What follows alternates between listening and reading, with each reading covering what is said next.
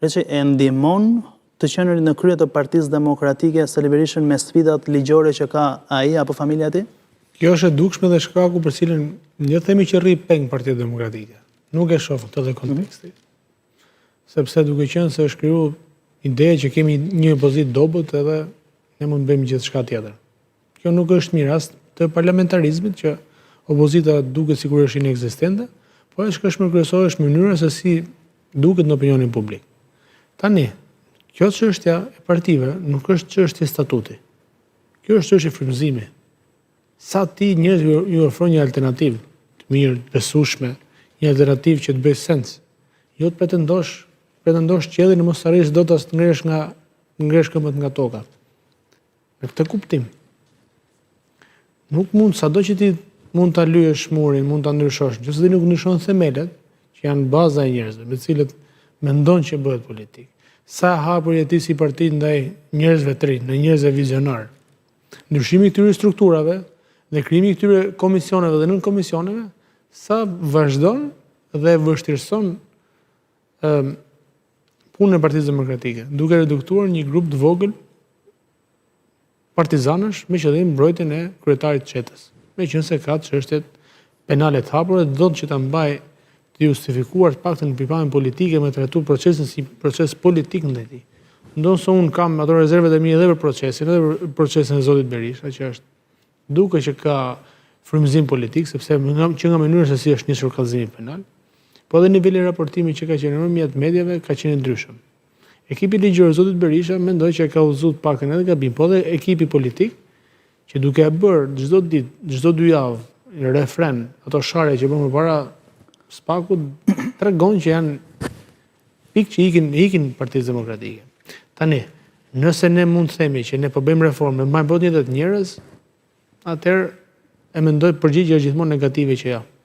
Pra, nëse para 20 vitesh, në 2005, Partia Demokratike u ha ndaj intelektualëve. Erdhi një sër figurash intelektual që u kthyen nga diaspora, erdhen nga gjithë bota që u bën pjesë e strukturave. Ndryshoi dhe erdhin në pushtet. Nëse do të vazhdoj me gjuhën e dhunës, me gjuhën e tyre, njerëzit nuk janë në budallënje. Njerëzit kuptojnë, reflektojnë, e shohin që nuk kultura Molotovit. Përveçse unë jam pro kulturës Molotovit, sepse është një formë që ti do të shfaqesh atë qendresën edhe inatin politik edhe absolutisht po mos siç bëhet në gjithë Europën. Çfarë bëhet në Europë? Çfarë bëhet në Paris? Se ju gjeni edhe ligjin. Çfarë bëhet në Paris? Me Molotov. Po fillojnë. Jo Molotov, po fillojnë edhe më keq se Molotovi. Çfarë është bërë në Ukrainë në 2014-ën?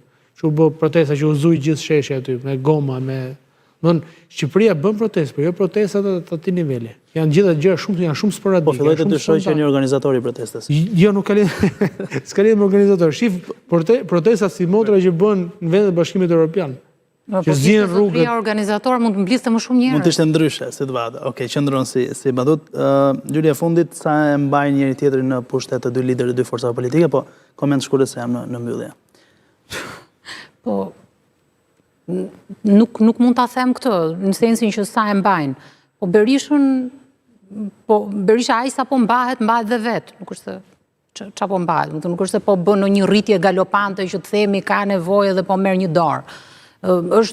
Mendoj që kjo shkon drejt kurrjes dhe të kurrja vetvetiu është problemi Berisha në Partinë Demokratike. Kështu që nuk e besoj fare këtë konspiracioni që PD-ja mban qeverinë, mbështet qeverinë e tjerë.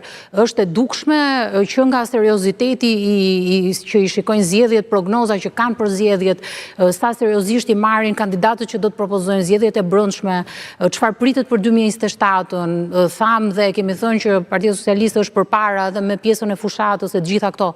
Nuk është fare e nevojshme të fitosh me ndonjë sforco të madhe përballë kësaj partie opozitare që me sa duket me kaq pak sa po aspiron arrin të mbahet vetë në këmbë. Faleminderit shumë, avokat, faleminderit. Gjithashtu do të themi së bashku vetëm pas pak në tjetër temë diskutim.